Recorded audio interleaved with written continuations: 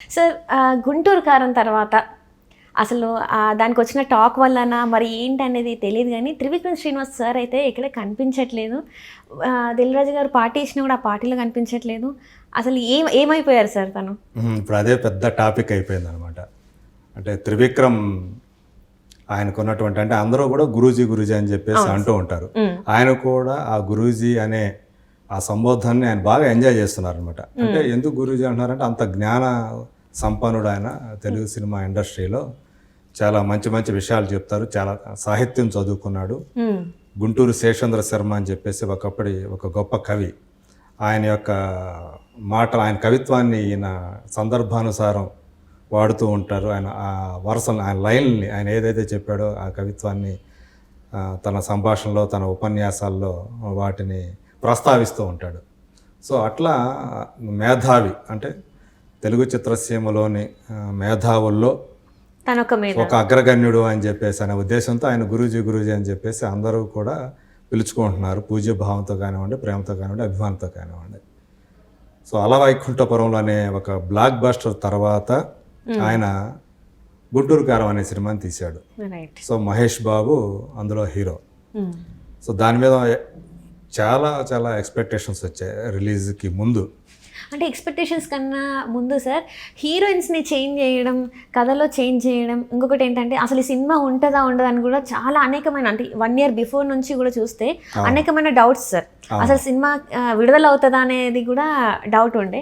ఎట్టకేళ్ళకి విడుదలైన తర్వాతనేమో ఇలా ఉన్నాయి రియాక్షన్స్ అన్నీ ఇలా ఉన్నాయి. అవును, మీరు అన్నట్టు ఆ సినిమా చుట్టూ చాలా వివాదాలు ఉన్నాయి మొదటి నుంచి కూడా.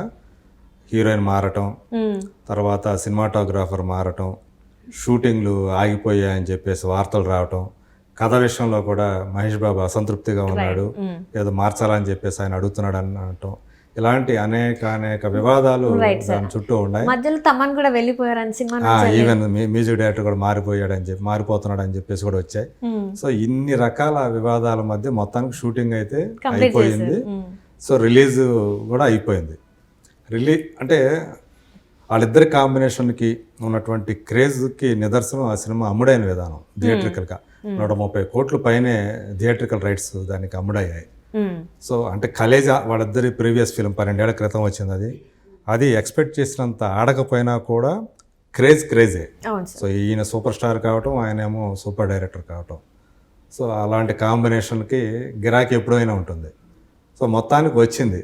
కానీ ఏదైతే ఆ ఎక్స్పెక్టేషన్స్ ఉన్నాయో, జనం ఎంతగా వాళ్ళ కాంబినేషన్ కోసం ఎదురు చూశారో, ఆ సినిమా గురించి గొప్పగా ఊహించుకున్నారో, సినిమా చూసిన తర్వాత వాళ్ళంతా డిసప్పాయింట్ అయ్యారు. సో ప్రధానంగా ఆ కథ, త్రివిక్రమ్ ఏదైతే ఆ సినిమాలో గుంటూరు కారం సినిమాలో ఆ కథ చెప్పాడో ఆ కథ ఎవరికి నచ్చలేదు. సో అట్లాగే తల్లి కొడుకుల అనుబంధాన్ని బేస్ చేసుకొని కథ, కానీ దాన్ని సరిగా ఎస్టాబ్లిష్ చేయలేదు. పైగా తనకున్న భావజాలాన్ని కొన్ని పాత్రల ద్వారా, కొన్ని సన్నివేశాల ద్వారా వ్యక్తం చేయడానికి ప్రయత్నం చేశాడు. విలన్లకి లెనిన్, కార్ల్ మార్క్స్ అని పెట్టడం. సో ఇట్లాంటి తను ఏ భావజాలానికి సంబంధించిన వ్యక్తో తెలియజేశాడు. అది గతంలో కూడా చేశాడు, ఇదివరలో కూడా ఇలాంటివే ఆయన చేశాడు. సో ఇందులో కూడా చేశాడు. అట్లాగే అయితే ఈ సినిమాకి వచ్చినటువంటి ఏదైతే దాని చుట్టూ ఆ వివాదాలను మించి ఆ సినిమా సరిగా లేదు, బాగా తీయలేదు. అసలు ఆయన దర్శకత్వ ప్రతిభ ఏమిటనేది ఈ సినిమాలో ఎక్కడా కనిపించలేదు. అంటే ఇంకా ఇక్కడ చూస్తున్నట్టయితే ఈ కుర్చీ మడతపెట్టి సాంగ్ ఇంకా తను ఇబ్బంది పెట్టిందేమో అని చెప్పేసి, అంటే తన స్టాండర్డ్స్ కాదు అని చెప్పేసి చాలా మంది ఫ్యాన్స్ కూడా అనడం జరిగింది సార్. మనం చూస్తున్నట్టయితే త్రివిక్రమ్ శ్రీనివాస్ స్టాండర్డ్ కాదు ఈ పాట అని చెప్పేసి కూడా అన్నారు సార్. అవునవును, అంటే ఆయన అప్పుడు ఏదైతే లైమ్ లైట్లో ఉందో ఒక కుర్చీ అనేది, దాన్ని క్యాష్ చేసుకునే ప్రయత్నం చేశాడనేది వినిపించింది. బట్ అందులో డైరెక్టరు, మ్యూజిక్ డైరెక్టర్ వీళ్ళిద్దరిలో ఎవరి పాత్ర ఎక్కువ మనకు తెలియదు. కానీ బట్ అప్పుడు వచ్చింది. కానీ బట్ ఆ పాట అయితే పెద్ద హిట్ అయింది. కుర్చీ మడతపెట్టి అనేది పెద్ద హిట్ అయింది. కానీ ఆయన మీద ఏదైతే సినిమా రిలీజ్ తర్వాత అందరూ కూడా పాయింట్అవుట్ చేస్తుంది, అందరి వేళ్ళు కూడా ఆయన వైపే చూపిస్తూ వచ్చారు. సో త్రివిక్రమ్ ఏంది ఎలా తీశాడు, త్రివిక్రమ్ సాంగ్స్ ఏంది ఎలా తీశాడు, ఈ క్యారెక్టర్స్ ఏంటి ఎలా మలిచాడు, సో రమ్యకృష్ణ క్యారెక్టర్ అండి ఎలా చేశాడు, ప్రకాష్ రాజ్ క్యారెక్టర్ ఏంటి, ఇలా ఏం చెప్పదలుచుకున్నాడు. కొన్ని క్యారెక్టర్లు అయితే అసలు ఎందుకు కథలో ఉన్నాయో తెలియదు. సో మీనాక్షి చౌదరి అని ఒక హీరోయిన్ అన్నారు, సెకండ్ హీరోయిన్ అన్నారు, కానీ ఆమెకి అసలు ప్రాధాన్యమే లేదు. హీరో తోటి ఒక సాంగు లేదు, ఇంకో మెయిన్ హీరోయిన్ అటువంటి స్త్రీలతో ఎలాంటి కాన్ఫ్లిక్టు లేదు. కేవలం అలా వచ్చిపోతూ ఉంటుంది, కనిపిస్తూ ఉంటుంది అంతే. సో హీరోకి టీ ఇవ్వటానికో లేదా ఇంకోటి ఇవ్వటానికో అన్నట్టుగా అట్లా అటు ఇటు తిరిగే క్యారెక్టర్ లాగా దాన్ని మలిచాడు. ఇది అసలు కథలో ఆ సినిమాలో ఆమె లేకపోయినా కథకి ఎలాంటి ఇబ్బంది కలగదు. అట్లాగే జగపతి బాబు చేత చేయించిన మార్క్స్ క్యారెక్టర్ కూడా, జగపతి బాబు కూడా ఆ క్యారెక్టర్ ఎందుకు చేశాడో అర్థం కాలేదు. అంటే దానికి కూడా పెద్దగా ప్రాధాన్యం లేదు, ఒక చిన్న ఆర్టిస్ట్తో ఎవరితోనూ చేయించే క్యారెక్టర్ అది ఆయన చేత చేయించాడు. అలాగే తన మిత్రుడైనటువంటి అత్యంత సన్నిహిత మిత్రుడైనటువంటి సునీల్ చేత ఒక గెస్ట్ లాంటిది లెనిన్ అనే క్యారెక్టర్, అది కూడా ఒక సీన్లో కనిపిస్తే చచ్చిపోతుంది. ఆ క్యారెక్టర్ సునీల్ చేత ఎందుకు చేయించాడు? సునీల్ ఆ క్యారెక్టర్ అంటే ఇప్పుడు దాకా సునీల్ తోటి ఎస్ఎస్ రాజమౌళి ఒక మర్యాద రామన్ అనే సినిమా తీసి తనకి హీరోగా మంచి ఎలివేషన్ ఇచ్చాడు. అలాగే పుష్ప సినిమాలో చూసుకుంటే ఒక విలన్గా బ్రహ్మాండమైనటువంటి కెరీర్ని ఇచ్చాడు సుకుమార్. సో ఇలా ఆయన్ని కొంతమంది హీరోలుగా పోలరంగడు అనే సినిమా వచ్చింది, జక్కన్ అనే సినిమా వచ్చింది, అట్లాగే అందాల రాముడు అనే సినిమా వచ్చింది హీరోగా. ఇలాంటి వేరే వేరే వాళ్ళు తీశారు. కానీ ఒకే చోట ఉన్నవాళ్ళు, భీమవరం నుంచి వచ్చిన వాళ్ళు, చెన్నైలో ఒకే రూమ్మేట్స్ అయినటువంటి త్రివిక్రమ్ సునీల్ అలాంటి స్నేహాన్ని, వాళ్ళిద్దరి మధ్య స్నేహాన్ని త్రివిక్రమ్ ఎందుకో సరిగా ఉపయోగించుకోలేదు. తన సినిమాలో సునీల్కి ఒక మంచి పాత్ర, ఒక హీరోగా ఎడుతిరిగి చేయలేదు. అలాగే తన చేసిన సినిమాల్లో అత్యంత కీలకమైనటువంటి పాత్రలు కూడా తనకి ఎప్పుడు ఇవ్వాల. సో ఇదొక మైనస్ ఉందన్నమాట, అతని మీద ఉంది. ఈ సినిమాలో మరీ ఘోరంగా ఒకే ఒక్క సీన్కి పరిమితం చేశాడు సునీల్ని అనేది కూడా వినిపించింది. సో ఇట్లా అందరూ కూడా తన మీద వేలెత్తి చూపించడం వల్ల తను కనిపించకుండా పోయాడు, ఏమైనా అజ్ఞాతంలోకి పోయాడా అనే టాక్ అయితే వినిపిస్తూ ఉంది.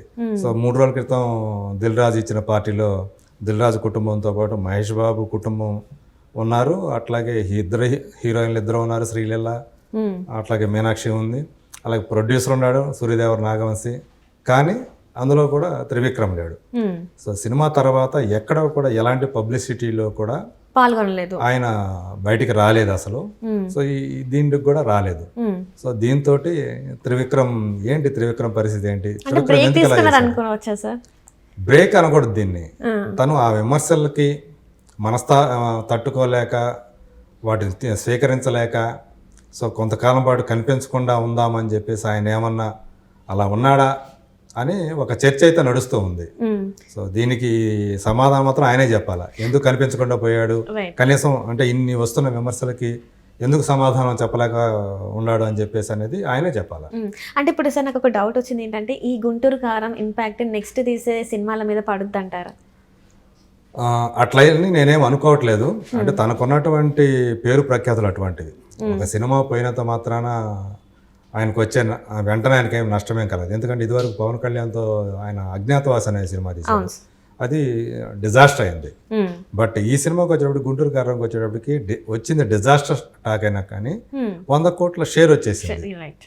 అది అంటే కేవలం మహేష్ బాబు కరిష్మాతోటే, మహేష్ బాబు స్క్రీన్ ప్రెజెన్స్ వల్లే తను కనిపించినటువంటి, అంటే ఫస్ట్ టైం అట్లా అంత మాసీ అవతారంలో కనిపించడం మహేష్ బాబుకి ఇదే ఫస్ట్ టైం. సో తను ఆ సినిమా మొత్తం తన భుజాన్ని వేసుకొని నడిపించాడు. దానికి తగ్గట్టుగానే ఫ్యామిలీ ఆడియన్స్ కానివ్వండి, ఆయన అభిమానులు కానివ్వండి చూడటం వల్ల మరి 100 కోట్లు షేర్ రావడం అంటే చిన్న విషయం కాదు. ఆల్మోస్ట్ 175 కోట్లు గ్రాస్ దాకా కలెక్ట్ చేసింది సినిమా. సో దాన్ని బట్టి అంటే నెక్స్ట్ ఫిలింకి, ఒకవేళ నెక్స్ట్ ఫిలిం కూడా ఇదే తరహాలో కనుక డ్యామేజ్ జరిగితే ఆయనకి, అప్పుడు మనం డౌట్ పడాలి, ఆయన కొంచెం రేస్లో వెనకబడిపోయాడని చెప్పేసి మనం అర్థం చేసుకోవచ్చు.